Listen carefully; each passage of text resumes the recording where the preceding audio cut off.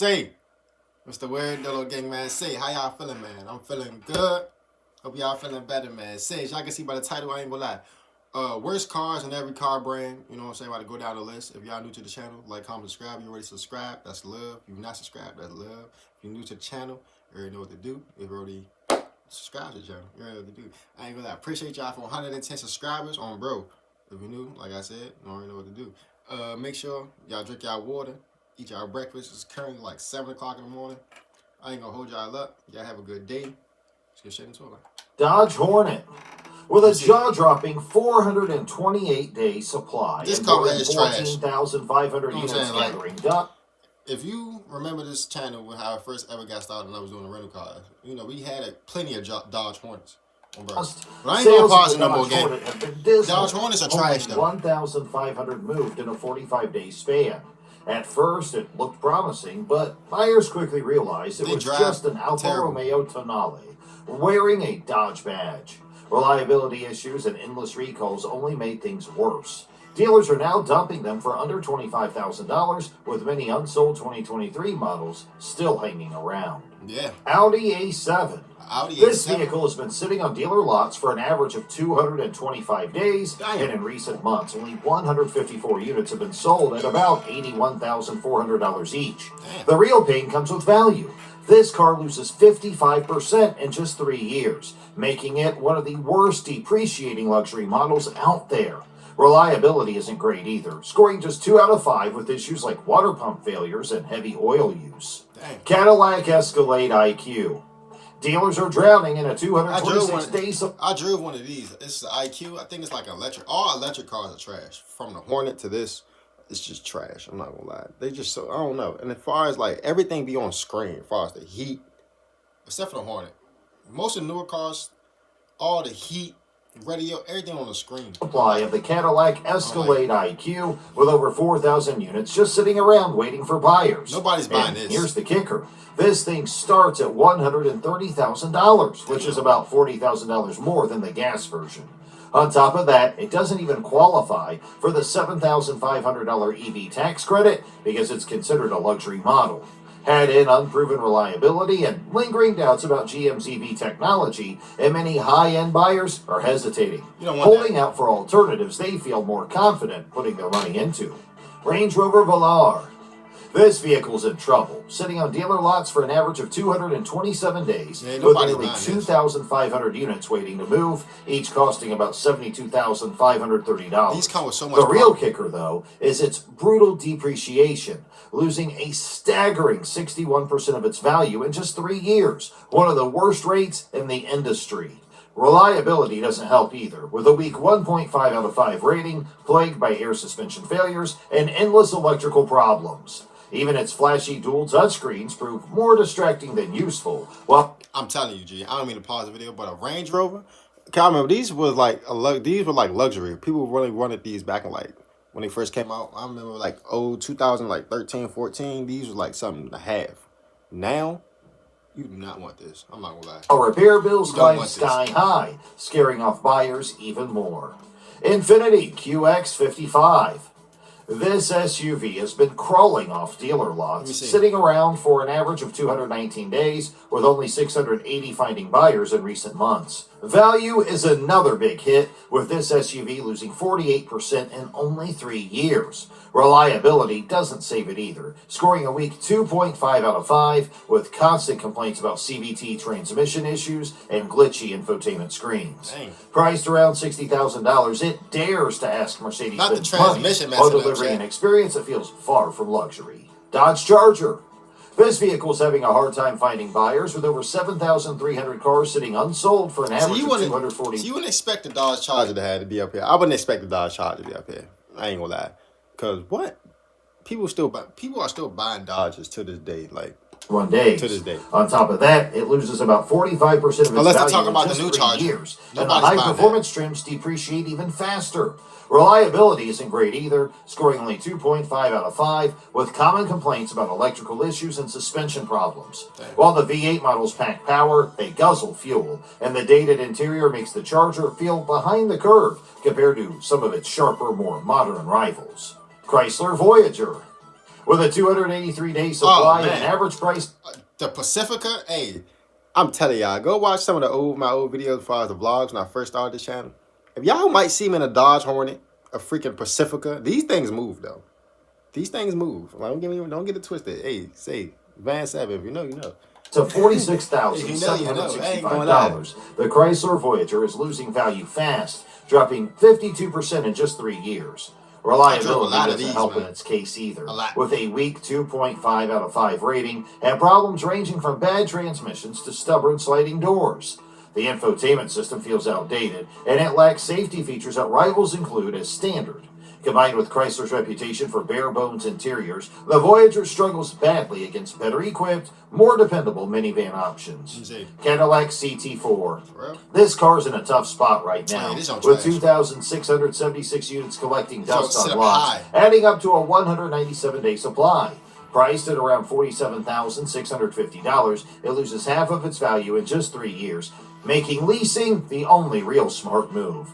Reliability doesn't impress either, sitting at 2.5 out of 5, with issues in the infotainment system and transmission. The base 2.0-liter turbo engine feels underpowered, especially against German rivals, and the interior materials don't measure up. For shoppers, it's a tough sell in a competitive luxury market. BMW 5 Series. With a massive 305-day supply and over 3,600 cars sitting unsold. And the thing about BMW, I would expect a BMW to have come with some problems, because why? It's a BMW. And yeah, it's just a BMW. I'm not gonna lie. It's clear that Range Rover too, the though. BMW 5 and that Series Pacifica is dried up. A big part of the problem is a major recall involving steering and brake failures, 2 things no driver wants to worry about. Add to that the fact that the 5 Series has lost its edge, feeling less sporty and more bland, and it struggles to stand out. Alfa Romeo Tonale. This car's in real trouble. With a 312-day supply. It's like a Dodge Hornet. This is like a Dodge. It looks just like a Dodge Hornet. I'm not gonna lie. And almost 3,000 units just sitting around. It's clear this thing isn't moving. Starting at around $43,000, it's battling heavyweights like the BMW X3 and Mercedes GLC, and that's tough ground to win. Buyers still question Alfa's reliability, and its small dealer network only adds more worry about future headaches. Sure, the hybrid engine delivers solid performance, but with safer bets like BMW or Audi sit at the same price, many see the Tonale as too much of a gamble. Toyota 4Runner. The Toyota 4Runner just rolled in with a huge wave of inventory, over 6,400 units, enough for a 240-day supply. That sounds massive, especially when you realize only about 1,200 were sold a couple of months ago at an average of $53,000. I ain't gonna lie. Nobody wants a 4Runner. Like, when these car companies really make these cars, like, nobody wants a freaking Dodge Hornet. Nobody wants a new Dodge. Like, nobody wants a 4Runner. Nobody wants this, gang. Twist. Unlike other models struggling on lots, the 4Runner is known for holding its value, usually dropping just 30% after 3 years. What's really happening is a flood of fresh supply from the redesign, not a collapse in demand, making this more of a temporary hiccup than a long-term problem. Audi Q6 e-tron Quattro. With a massive 330-day supply, over 3,000... I ain't gonna lie, this just looked like one of them Audis you just wouldn't buy. Like, they just look like any other sedan, just with an Audi logo on it. Basically, I ain't gonna look at the tires. It look like a Toyota. It gives me Toyota vibes. I'm not gonna lie. It gives me RAV4 vibes. No vibes. The Audi Q6 e-tron Quattro is struggling to find its audience. Priced around $65,000, the SUV looks sleek and packs plenty of tech, but buyers remained hesitant. Concerns about range anxiety, charging infrastructure, and long-term reliability linger. At a $58,000 starting price, many expect more than Audi delivers. Stuck between Tesla's dominance and traditional buyers' reluctance, the Q6 e-tron feels caught in no man's land. Alfa Romeo Giulia. The vehicle looks stunning, but behind the beauty lies a struggle. With cars sitting on lots for 193 days and only... Giulia, whatever you want to pronounce it. This don't look sweet, though. I ain't gonna lie. It's like me personally, it looked like a more bougier BMW type, you know? That's what I get from it. It look like a more bougier BMW. I can only imagine the reliability on it. I ain't gonna lie. I feel like this thing is not reliable at all.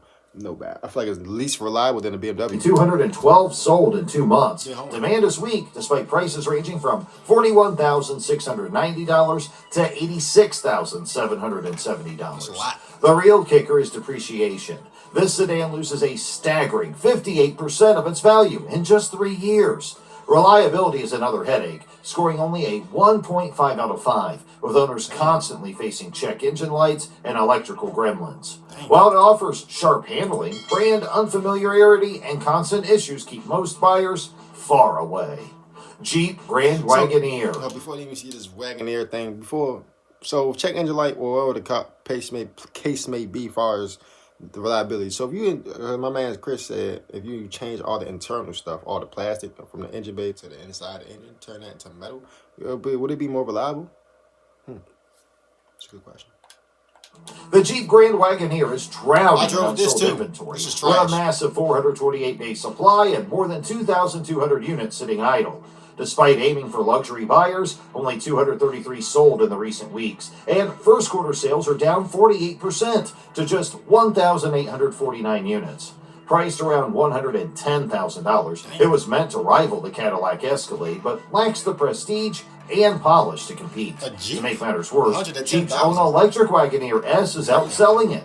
With over a year's worth of backlog, the Grand Wagoneer shows that luxury branding alone isn't enough. Infiniti QX80. This car is in real trouble, sitting on lots with a 176-day supply and nearly 5,000 unsold units. And the reason's pretty simple. It's basically just a Nissan Armada dressed up in fancy clothes, but with a price that's more than $17,000 higher. The new twin-turbo V6 doesn't impress either, feeling weaker than the old V8 while still delivering poor fuel economy at just 16 to 20 miles per gallon. Add in Infiniti's shaky reliability history, and it's no wonder shoppers are hesitating to sign on the dotted line. BMW XM. This $159,000 SUV. Oh, brother. Yeah, this right here is terrible. This right here is terrible, chat. Like, bro. SUV is basically collecting dust, sitting on lots with a jaw-dropping 544-day supply. In its first full year, only 1,974 found buyers, making it BMW's slowest seller in the U.S., even behind the Z4 Roadster. Critics didn't hold back either, calling it a pig in lipstick and clowning its oversized grille. And the $170,000 red label version? Same story. The XM is proof that bad design mixed with sky-high pricing can completely tank a launch. BMW X6. Now this car may look flashy, but the numbers tell a different story. With a 140-day supply and an average price of $89,417, it's already a tough sell. The real kicker? Well, it loses nearly half its value. You might as well get a BMW M3, right? This is more than M3. This is how much? Oh, let me go back. Yeah, I gotta go back. I got to. This costs too much. With a 140-day supply and an average price of $89,417. $89,740 something. $89,000. You can look how much an M3 is. The real kicker? Well, it loses nearly half its value. $89,000 for this. A BMW X6. $44,000. This looks sweet though, but I'm not paying $89 for this. I'm not paying $89 for this. I'm not gonna lie. We gonna look up an M3. Shaky reliability, just 2 out of 5, plus costly air suspension failures and endless electronic gremlins, and it's a headache waiting to happen. And that sleek sloping roofline, well, it sacrifices cargo space, making it far less practical than it appears. BMW i7. With a staggering 578-day supply and 1,650 units gathering done. All right, M3 is 78. You know what I'm saying? Really depends. Really depends. We want to say 68. No, 70, 75. We want to say 75. It's clear the demand for this BMW is not there. Despite its $128,648 price tag, the i7 offers only a so-so 318-mile range and a massive grille that many drivers cannot stand. Head in poor reliability ratings, software glitches, and battery faults, and the shine quickly fades. Dealers are now chopping nearly $29,000 off just to move them. Land Rover Discovery. This vehicle has been stuck in a tough spot, sitting on dealer lots for an average of 174 days with nearly 1,900 units unsold and priced at over $60,000. It's either Land Rover go out of business or they make a better reliable engine or a better reliable car. Because they don't look bad. It's just not reliable. We know it's going to break, you know. It's gonna break. $80,000 each. Cheap. To make matters worse, global sales. Nah, man, I wouldn't buy that, gang. I'm not gonna lie. 20,000 units. Owners are venting their frustrations, especially over constant electrical issues showing up on vehicles with just 36,000 miles. And when dependable rivals like the Lexus GX are out there, many feel the Discovery's high price tag just doesn't make sense, leaving it struggling to find buyers. Fiat 500e. What? It's been almost 580 days. Yeah, nobody's buying this shit. I can tell you that right now. Like, what? Who is buying it? What is a Fiat 500e? What? What is it? Since launch, and more than 1,100 of these cars are still gathering dust on dealer lots. Sure, sales jumped 153%, but that only adds up to 970 sold in 2024. Not exactly a win. Stellantis even had to shut the factory down for a whole month just to deal with the oversupply. At around $34,000, you get weak range, a cheap-feeling interior, and Fiat's shaky reliability record. And while the design turns heads, it feels way too vulnerable parked next to SUVs. I hope y'all enjoyed that video. I enjoyed that video. Learned something new. Definitely learned something new. Been watching a lot of 607. You know what I'm saying? We in crazy times right now. We in crazy times. I don't want to say scary times, me personally, because I ain't really scared. But yeah, G, we in some crazy times. Y'all enjoyed that video. Y'all like, comment, subscribe. About to record me another video. 2 videos are going up today. You know, I would post at 1 o'clock. I posted an early video the other day. That's on me. But I wanted to test something. But if y'all enjoyed this video, y'all have a good day. Y'all like, comment, subscribe. Safety, man. Do what y'all need to do, man.